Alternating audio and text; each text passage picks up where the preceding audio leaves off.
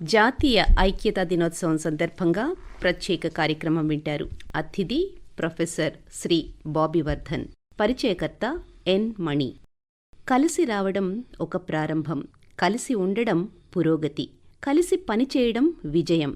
ఈ మాటలకు నిదర్శనంగా దేశ ఐక్యత కోసం విశేష కృషి చేసినవారు సర్దార్ వల్లభాయ్ పటేల్.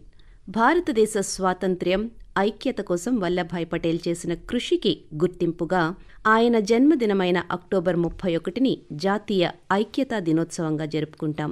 ఈ నేపథ్యంలో ఉక్కు మనిషి గురించి, దేశ ఐక్యత యొక్క ప్రాముఖ్యత గురించి మాట్లాడడానికి స్టూడియోస్లో ఉన్నారు ప్రముఖ విద్యావేత్త ప్రొఫెసర్ బాబీ వర్ధన్. జర్నలిజం ఆచార్యులుగా ఎందరో విద్యార్థులకు విద్యా ప్రదాతగా ఉండి Andhra university journalism head of the డిపార్ట్మెంట్గా పదవీ విరమణ చేసిన బాబీ వర్ధన్ గారిని అడిగి మరిన్ని విషయాలు తెలుసుకుందాం. నమస్తే సార్. నమస్తే మామణి గారు. అక్టోబర్ 31వ తేదీని ఐక్యతా దినోత్సవంగా జరుపుకోవడం వెనుకున్న విశిష్టత గురించి వివరిస్తారా? సాధారణంగా మనం ఏమైనా ఒక డేట్ని ప్రాచుర్యం కల్పించడానికి తీసుకుంటే ఒక ప్రముఖ వ్యక్తి కావచ్చు, లేకపోతే ఒక స్థల ప్రాశస్త్యం కావచ్చు, వాటి గురించి మనం జనరల్గా ఇలాంటి సెలబ్రేషన్స్ చేస్తూ ఉంటాం. అలాంటి మహనీయుల నుంచి స్ఫూర్తి పొందడం కోసం చాలామంది చనిపోయిన వాళ్ళను కీర్తిశేషులు అంటారు, కానీ కొంతమందిని మనం స్ఫూర్తి శేషులు అనాలి. ఆ స్ఫూర్తి శేషుల జాబితాలో సర్దార్ వల్లభాయ్ పటేల్ గారు కూడా ఒకరున్నారు.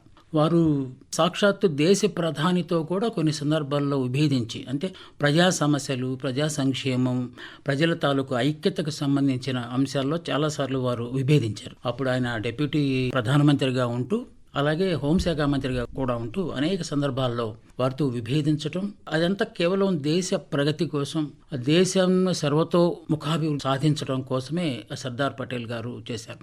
చాలా కష్టకాలంలో ఆయన డిప్యూటీ ప్రధానమంత్రి కావటం, అలాగే హోంశాఖ మంత్రి కావటం కూడా ఒక చరిత్రకు కొత్త పేజీలను మనం తిప్పినట్టు అయింది అప్పట్లో. ఎందువలనంటే ఆయన ఎప్పుడు ఐక్యతనే కోరుకునేవాళ్ళు. స్ఫూర్తిదాయకంగా తీసుకోవటం కోసం ఏకతా దినోత్సవాన్ని, వారి పుట్టినరోజు అక్టోబర్ 31 ప్రతి ఏటా ఇది జరుగుతూ వస్తుంది. అన్నిటికంటే ముఖ్యమైనది ఏంటంటే ఆ పటేల్ గారిని చూసినప్పుడు ఈ దేశ ఐక్యత, లేకపోతే ఈ దేశ ఔన్నత్యం ఎంతగా ఎదిగిందో చూడటానికి ప్రతిష్టాపించిన ఆ విగ్రహం చూస్తే గుజరాత్ లో అది ప్రపంచంలోనే చాలా పెద్ద విగ్రహంగా మనం అనుకుంటాము. అంటే దానికి ఖర్చు పెట్టిన డబ్బుల కంటే ముఖ్యంగా స్థాపించాలి, ప్రజలందరినీ స్ఫూర్తి కొలపాలి అనే నిర్ణయమే గొప్ప నిర్ణయంగా మనం భావించాలి. ఎందుకంటే ఏదైనా ఒకటి చూస్తే గుర్తొస్తే, మనం దేవాలయాలకు వెళ్ళినా, లేకపోతే ఇంకా సందర్శన క్షేత్రాలకు వెళ్ళినా అక్కడ ఎంతో కొంత అనుభూతి పొందుతాం. ఈ విగ్రహం చూసినప్పుడు కూడా మనకి సమత అనేది గుర్తొస్తుందేమో అన్నంత గొప్పగా దాన్ని అక్కడ నిర్మించారు. సో ప్రతి ఏడాది దీన్ని నిర్వహించడం అనేది ఒక సర్దార్ వల్లభాయ్ పటేల్ని కూడా మనం స్మరించుకోవాలి అన్నంత ప్రాశస్త్యాన్ని ఏకతా దినోత్సవానికి కల్పించారని మనం భావించాలి. ఓకే, ఆధునిక భారతదేశ ఏర్పాటులో సర్దార్ వల్లభాయ్ గారి పాత్ర ఏంటండి?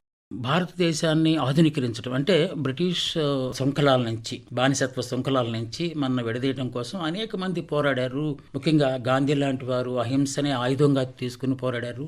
ఒక సారూప్యం ఉన్నది జవహర్లాల్ నెహ్రూ గారికను మన సర్దార్ వల్లభాయ్ పటేల్ గారికి. ఇద్దరు గాంధీయిజం నమ్మిన వాళ్ళే, అంటే అహింసతోనే ఏదైనా సాధించవచ్చు. సర్దార్ వల్లభాయ్ పటేల్ మాత్రం మనం ఎవరికి లొంగాల్సిన అవసరం లేదు, మన దగ్గర తప్పు లేనప్పుడు అని వాళ్ళు దోచుకెళ్ళిన దాన్ని మనం మళ్ళీ రాబట్టుకోవాలనే ఉద్దేశంతోనే బ్రిటిష్ వాళ్ళు చేసిన చాలా వాటికి ఆయన వ్యతిరేకించారు. ముఖ్యంగా డిజోబీడియన్స్, సహాయ నిరాకరణ ఉద్యమం. ఎందుకంటే వాళ్ళు ఏదైనా ఒక పని ప్రారంభిస్తే ఈయన దాన్ని పూర్తిగా వ్యతిరేకించేవాళ్ళు. అలా చేయడం ద్వారా వాళ్ళ దోపిడీని కాస్తంత అరికట్టి ఆధునిక భారతదేశానికి పునాదులు వేశారు ఈయన, ప్రత్యక్షంగా పరోక్షంగా.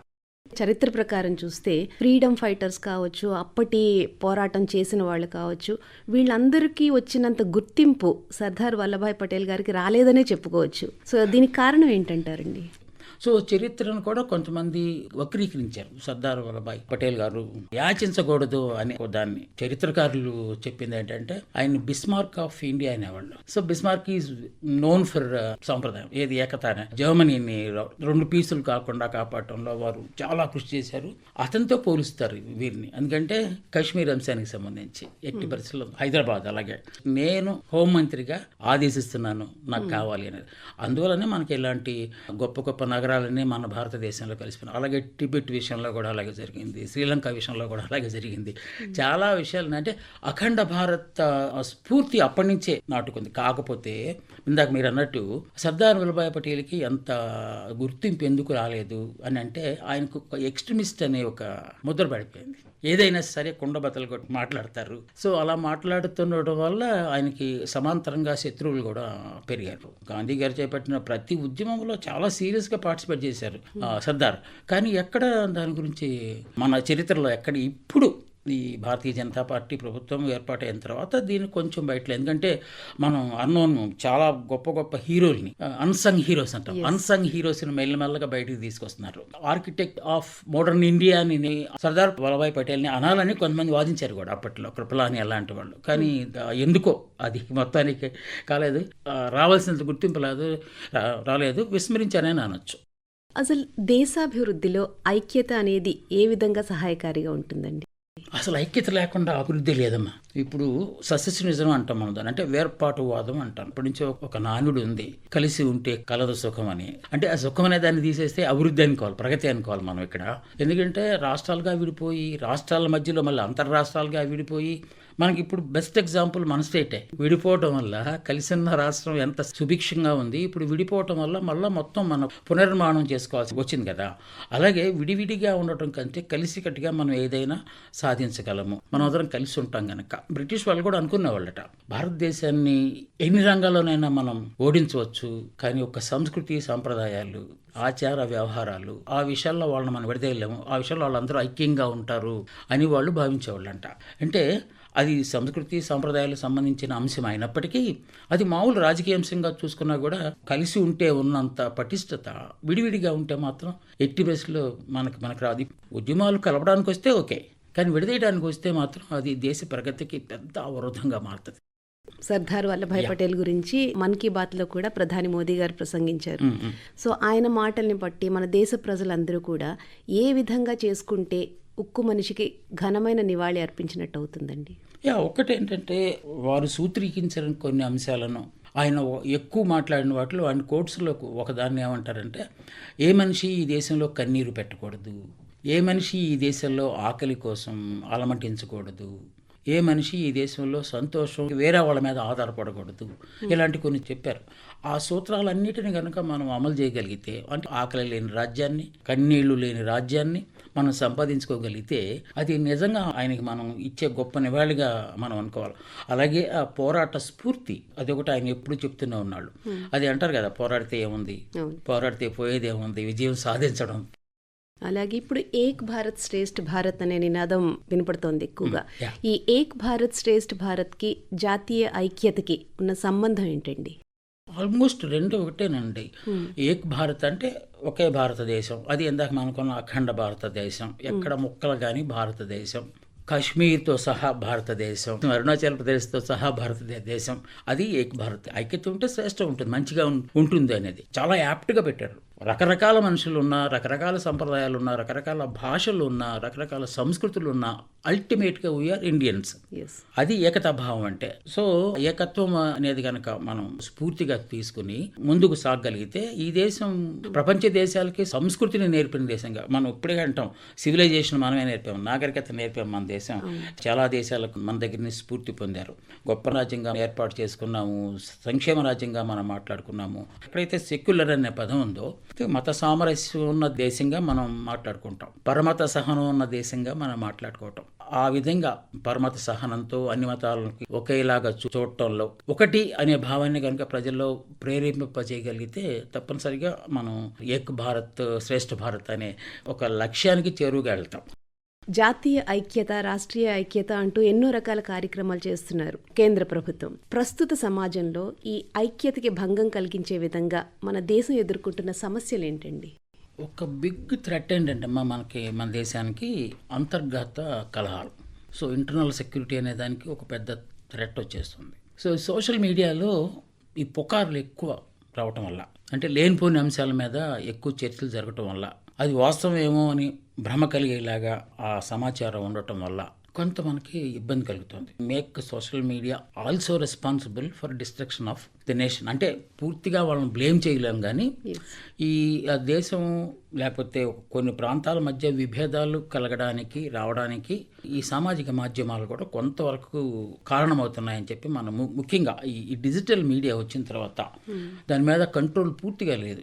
అదే మనకు ప్రింట్ మీడియాకి అయితే ప్రెస్ కౌన్సిల్ ఆఫ్ ఇండియా అనేది ఒక కంట్రోలింగ్ సెన్సార్ ఎలాగో ఈ ప్రెస్ కౌన్సిల్ అలా, కానీ సోషల్ మీడియాకి అలాంటి కంట్రోల్ లేకపోవడం వల్ల టీవీలో కానీ సోషల్ మీడియాలో కానీ మనం చూసింది నమ్ముతాం. దే సీయింగ్ ఈజ్ బిలీవింగ్ అనే ఒక కమ్యూనికేషన్ ప్రిన్సిపల్ కనుక మనం తీసుకుంటే కొంతమంది చూసి ఇదే కరెక్ట్ అనుకుంటారు. ఆ కరెక్ట్ అన్న చోట మనం బ్లంట్గా సపోర్ట్ చేయటం, ఎలాంటి నిబంధనలు లేకుండా అంటే సోషల్ ఆర్డర్ లేకుండా ప్రవర్తించటం వల్ల ఇలాంటి అవరోధాలు వస్తున్నాయని చెప్పి మనం భావించాలి.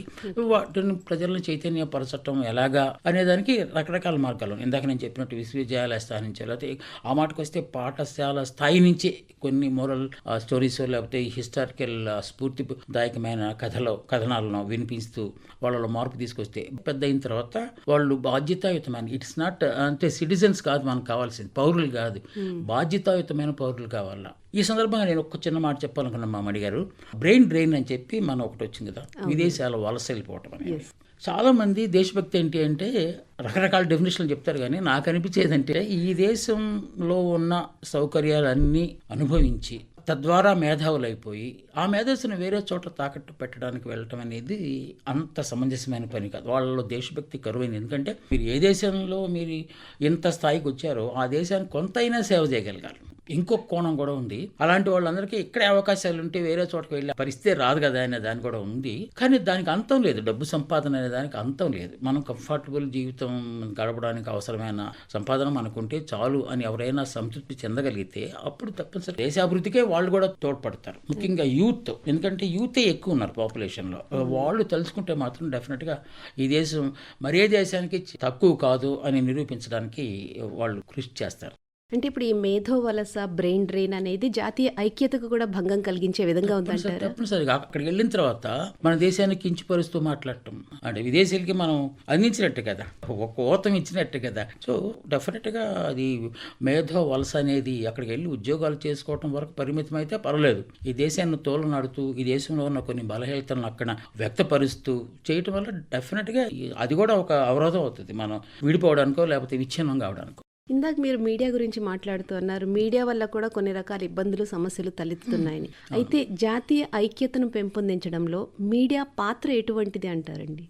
స్వాతంత్ర సమరం జరిగిన దగ్గర నుంచి కనుక మనం చూసుకుంటే గొప్ప నేపథ్యం ఉన్నది మీడియాకి. దాన్ని ఒక వ్యాపకంగానో లేకపోతే దాని ఒక బాధ్యతగానో పాత్రికేయులు పనిచేసేవాళ్ళు. అంటే అందరూ ఉద్యమకారులే పత్రికలు పెట్టారు అప్పట్లో, ఇది స్వాతంత్ర సమరంలో.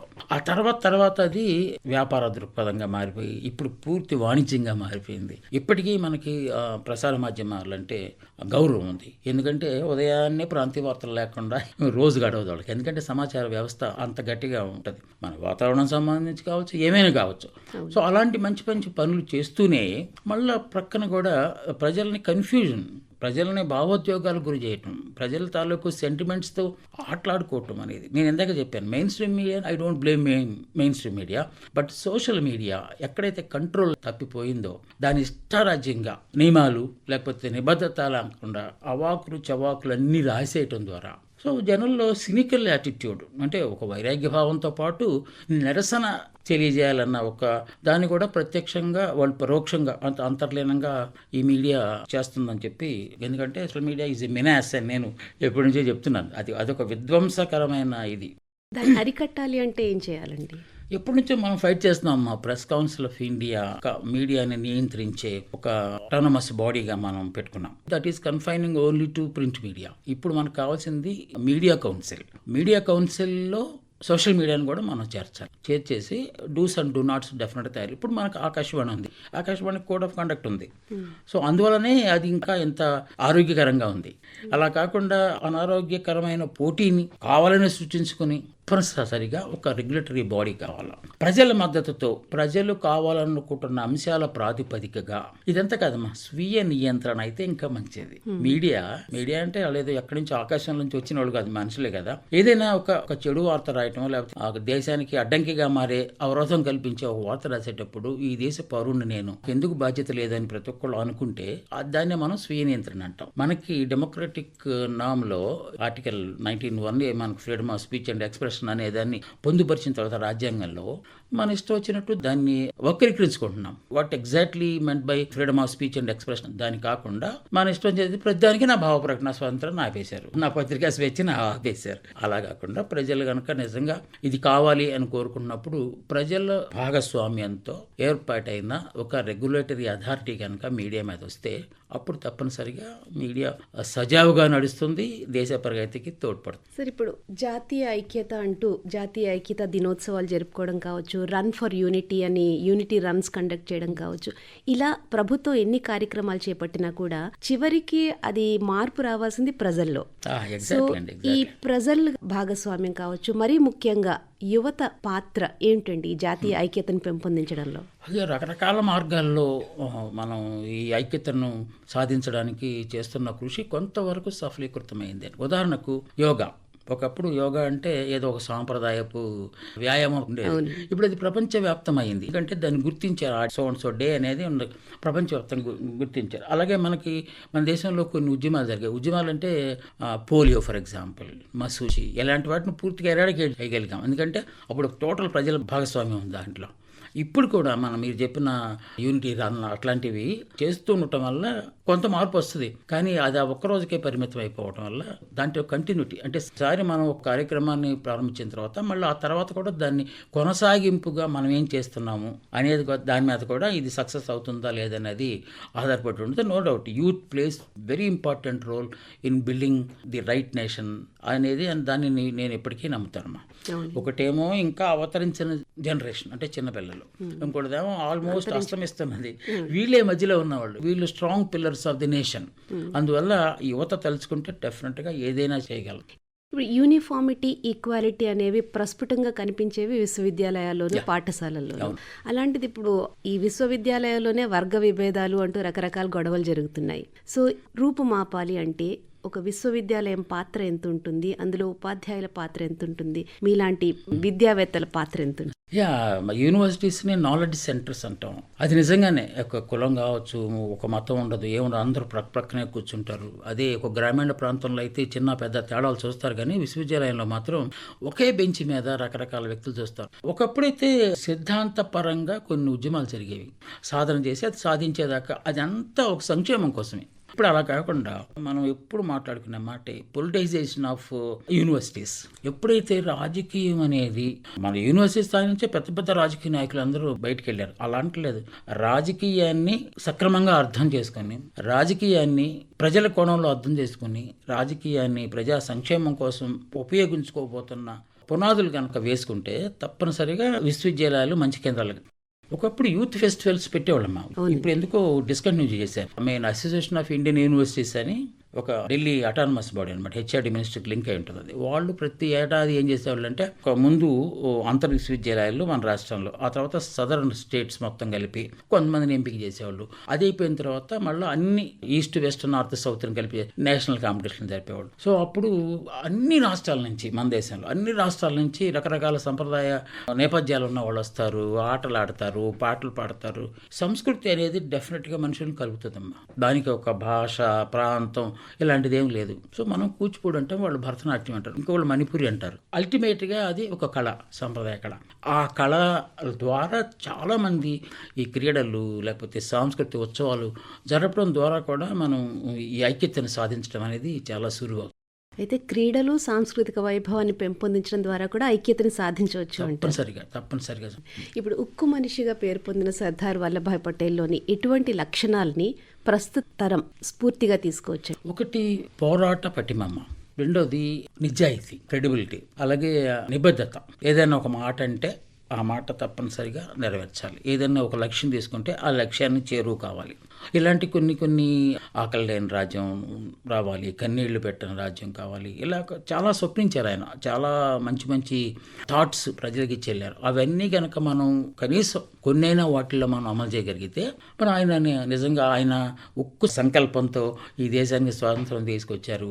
అలాంటి ఉక్కు మనిషిని మనము ప్రతిరోజు గుర్తు చేసుకోవడానికి మనకి అనిపించాలి. ఇందాక మనం అనుకున్నట్టు విశ్వవిద్యాలయ స్థాయిలో క్రీడల్లో పెట్టేసి దానికి ఏదో ఆ కారిడార్కో లేకపోతే హాల్కో సర్దార్ పటేల్ అని పెడితే ఓహో ఆయన ఉండేవారు, ఇలా పెద్ద చేసేవారని ఈ తరానికి అర్థమవుతుంది కదా. సో అప్పటి నుంచే అది చేయగలిగితే ఈ ప్రసార మాధ్యమాలు కూడా ఈ యానిమేషన్ షోస్ ఇలాంటివి చేస్తున్నారు పిల్లలను బాగా అట్రాక్ట్ చేయడానికి. సో ఆయన మీద కూడా ఒక స్టోరీ చేస్తే డెఫినెట్గా చిన్నపిల్లల్లోనే ఆయన పట్ల ఒక గౌరవం ఏర్పడుతుంది. ఆయన సూత్రీకరించిన కొన్ని అంశాలను చిన్నప్పటి నుంచే వాళ్ళు అలవరుచుకుని పెద్ద అయినాక అమలు చేయడానికి ఆస్కారం. ఒక ప్రముఖ విద్యావేత్తగా ఎందరో విద్యార్థుల్ని మీ చేతుల్లో తయారు చేసిన వారిగా మన శ్రోతలకు, యువతకు మీరిచ్చే సలహా సూచనలు ఏంటండి? మంచిగా ఉండాలి, మంచితనాన్ని ప్రచారం చేయాలి, అందరూ బాగుండాలని కోరుకోవాలి, అందులో మనం కూడా ఉండాలని కోరుకోవాలి. ఈ దేశం మనకు చాలా ఇచ్చింది, ఈ దేశానికి మనమేమి ఇవ్వాలి అని ప్రతిరోజు మనం ప్రశ్నించుకుంటూ ఉండాలి. సో ఎందుకంటే తీసుకోవటమే కాదు, ఇవ్వటం కూడా నేర్చుకోవాలి. అది మనిషిలోని మనిషి తత్వాన్ని బయటపెడుతుంది. సో అది యువత కావచ్చు, పెద్దవాళ్ళు కావచ్చు, చిన్నవాళ్ళు కావచ్చు, ఎవరైనా సరే ఈ దేశం నాది అనుకోవాలి. సో భారత జాతి కీర్తి ప్రతిష్టలు పెంపొందించడంలో మనం ఏం చేశాము, మనం ఏం చేయాలి, ఈ 2 ప్రశ్నలు వేసుకుంటే ఆటోమేటిక్గా సమాధానాలు దొరుకుతాయి. దేశ ఔన్నత్యం కోసం, దేశ ఐక్యత కోసం చక్కటి సందేశాన్ని అందించారు సార్. మీ అమూల్యమైన సమయాన్ని ఆకాశవాణి కోసం వెచ్చించినందుకు ఆకాశవాణి తరఫున మనస్ఫూర్తిగా ధన్యవాదాలు. థ్యాంక్ యూ అమ్మా. ఇంతవరకు జాతీయ ఐక్యతా దినోత్సవం సందర్భంగా ప్రత్యేక కార్యక్రమం విన్నారు. అతిథి ప్రొఫెసర్ శ్రీ బాబీ వర్ధన్, పరిచయకర్త ఎన్ మణి. సమర్పణ ప్రాంతీయ వార్తా విభాగం, ఆకాశవాణి విశాఖపట్నం కేంద్రం. వెలువడింది ఆకాశవాణి విజయవాడ కేంద్రం నుండి.